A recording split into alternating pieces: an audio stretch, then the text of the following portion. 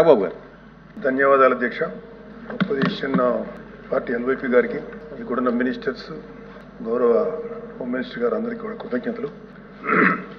అధ్యక్ష, delayed justice ఇవాళ మనకున్న డేటా ప్రకారం భారతదేశంలో 3,30,00,000 కేసులు ఇంకా పెండింగ్లో ఉన్నాయి.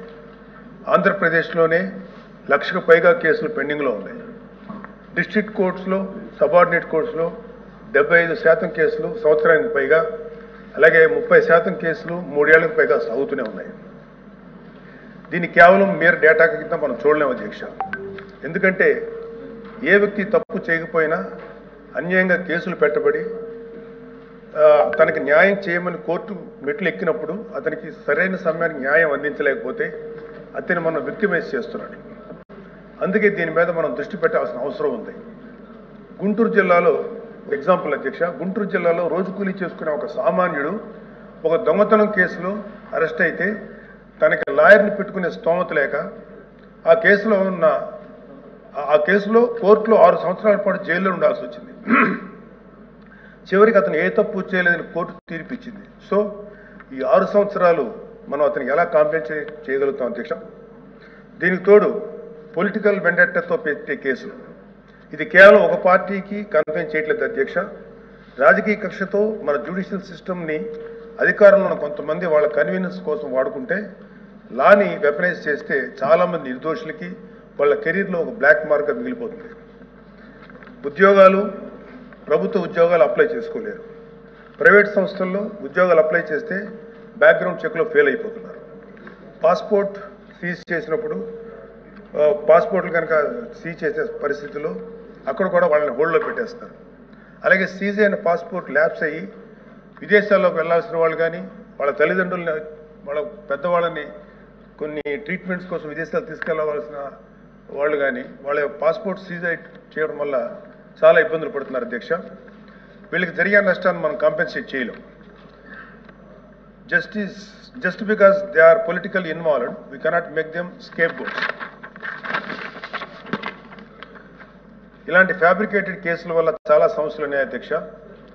ఇలాంటి ఫ్యాబ్రికేటెడ్ కేసెస్ వల్ల జెన్యూన్గా విచారించాల్సిన కేసెస్కి ప్రయారిటీ ఇవ్వలేము అధ్యక్ష.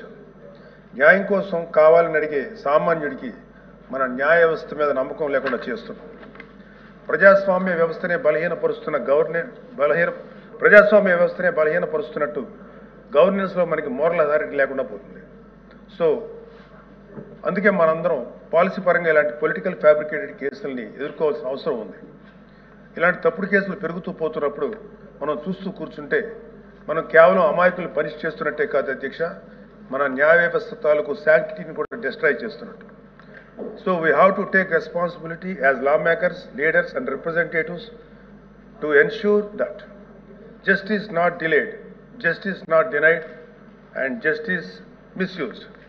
అందుకే ప్రతి పొలిటికల్ సెన్సిటివ్ కేసు మీద ఎటువంటి పక్షపాతం లేకుండా ఇండిపెండెంట్ రివ్యూ జరిపి ఆ తాలూకు కేసుల మీద ఇంటెంట్ మీద త్వరగా డెసిషన్ తీసుకోవాలి అధ్యక్ష.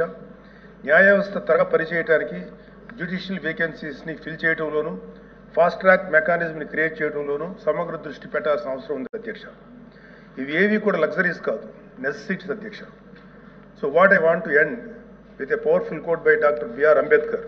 However good a constitution may be, it is sure to turn out bad because those who are called to work it happen to be a bad lord.